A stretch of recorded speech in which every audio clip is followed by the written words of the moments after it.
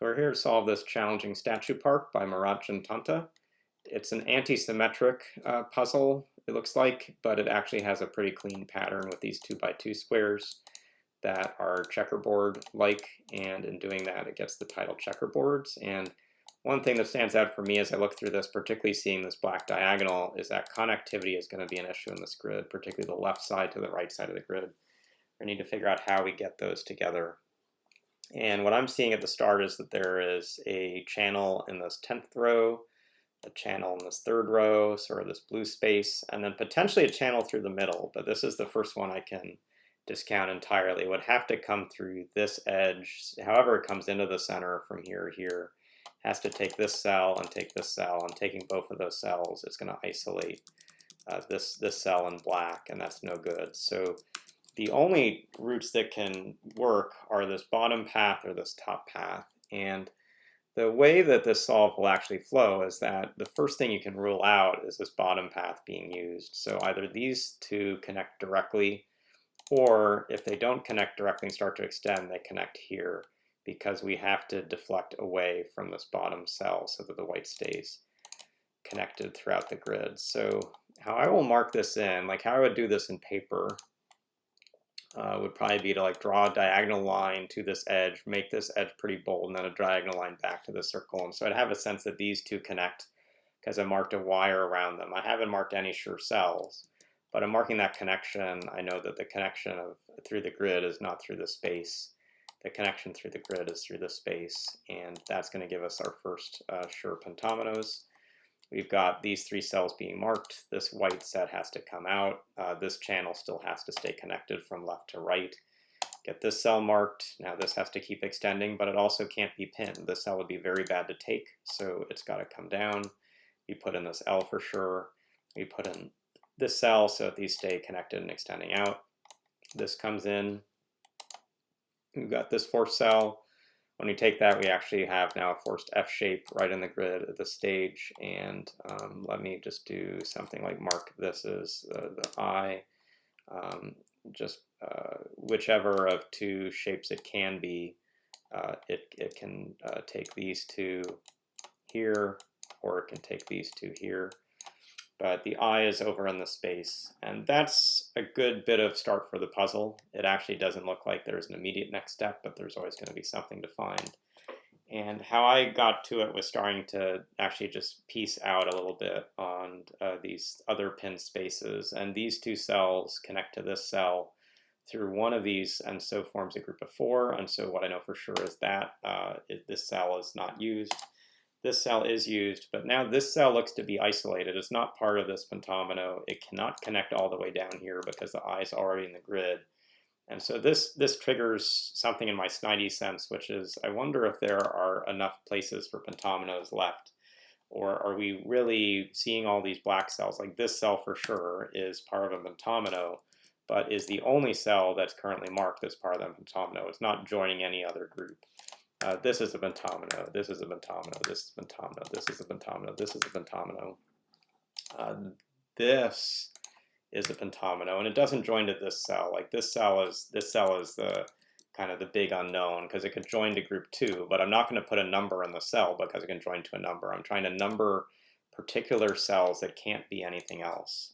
This group with these 2 marked cells is 8, and I'll actually put it just on top of a shaded cell. So I'm consistently always marking a piece of a shaded pentomino. And so this is group 9. And so right now, every cell I've marked with a number can't join any other group that's marked with a number.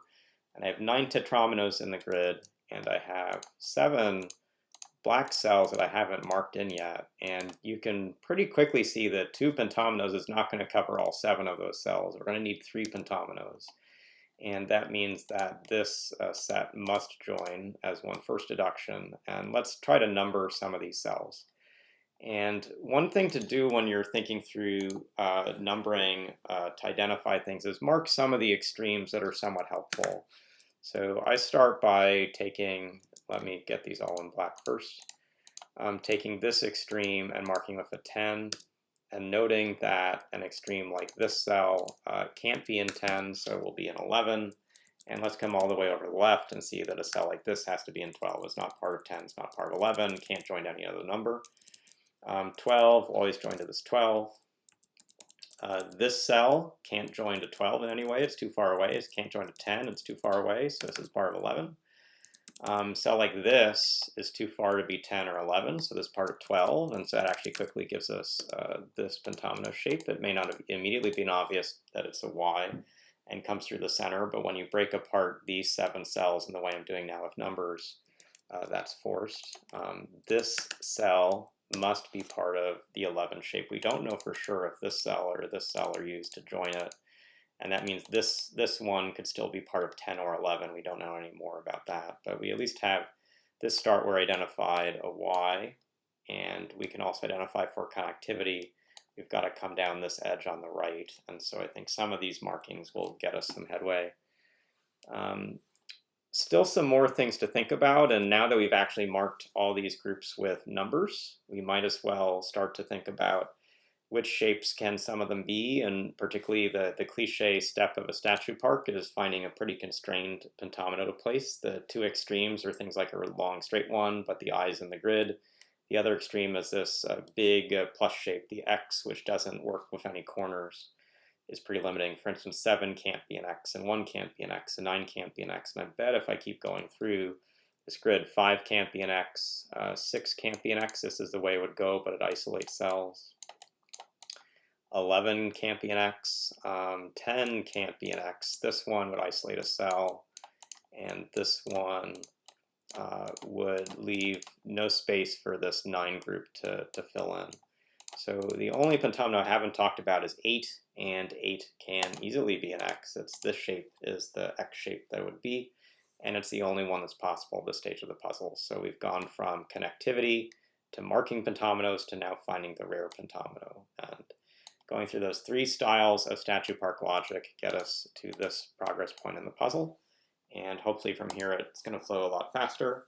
9 is going to need to extend. Note that if 9 does not use this cell, it's going to form an I or an L. Both of those are already in the grid. So this cell is always used by this pentomino. The Y is used up above, so this cell isn't part of it. And with this shape in, this 9 is going to form an N or a V, but that cell is not going to be part of it. So let's think about connectivity. If this 9 took this cell to form an N, the 10 comes up here, and while it could form a valid T shape, we've now isolated all these cells in the grid. So what we actually know is that the 9 forms a V, comes in like this. We should now still have some concern about the shapes that go through in the space. And I think the thing to notice is that we don't right now have any long, thin shapes. I think just the N is still a long, thin shape. And so what would actually be the shape if this cell were used? And let me actually help even further, recognizing this cell is always white so that the connectivity is allowed. If this cell were joining, what is this pentomino we're forming? It's not an I, it's not an L. Those would also isolate the grid. There's a huge issue of taking this cell. So this cell is not a joined cell. These come together, we put the P into the grid. And now for this to be a valid pentomino shape, there's only one option for it, which is this T, which is joining this bottom cell, which is actually now known to be part of 11 and the ones above. So now we've got 4 shapes left to fill in, and we're still going to need to do a little bit of some shape maneuvering. One thing to see is a cell like this can't be part of a pentomino. If it were, we would be isolating things. So we can mark that in white, which marks this in black, which marks this in white, which marks this in black. And if we're now seeing the shapes we have like a N that could work here. Looks like the W could work here, the Z could work here. But let's come down to this one clue. One clue doesn't have a lot of choices for it. In particular, it's got to be in a 2x3 bounding box, it looks like right now. If it took this cell, it would form an L or a Y, so that's no good. So it could take as many as these 2, but always takes these 2. If it comes up further, it can no longer make any shape but a U. So we know for sure it's going to make a U. That U is going to take one of these cells and mark this as unused. And so now we've got to think, what is this 7 shape? Well, it has to now be in a 3x3 box as a W or a Z. And that puts this in, puts this in, that finalizes the U. We still don't know W or Z, but we've got some more headway. The 5 up here could be a W. That's pretty obvious. It cannot be an N. The N shape would have to be this or this, but those both join to the 6. And it also can't be a Z right now. That essentially coming in would have to come and do this, and that black cell is no good. So this is forced to be a W, which means this is forced to be a Z over here. And the last pentomino to place, which will finish this puzzle, is the N. And that's off of the 6. It's got to be a 2x4 shape, so we'll always take these cells. We need to stay connected, so it's not taking this, which means it takes this cell, and we're finished. We'll do the rest of the shading to just get the full picture for you all to see. But a good, challenging Statue Park puzzle with like 2 or 3 ahas, depending on how you worked through it. It started with the channels. It started with seeing the limited shapes over here. It got to where we really were just counting and marking pentominoes, and you'd be surprised how often in a puzzle, when you're towards the end, doing what I was doing here of carefully marking some dots that don't join, like this 10, this 11, this 12, to then pattern out all the remainder of the shape really helped.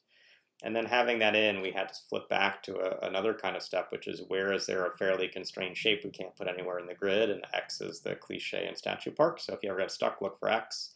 If X is in the grid, the other thing sometimes is look for I. Maybe sometimes N is the next unusual, or these other things. But this was how we got through, is placing this X shape got us enough limitations at the bottom.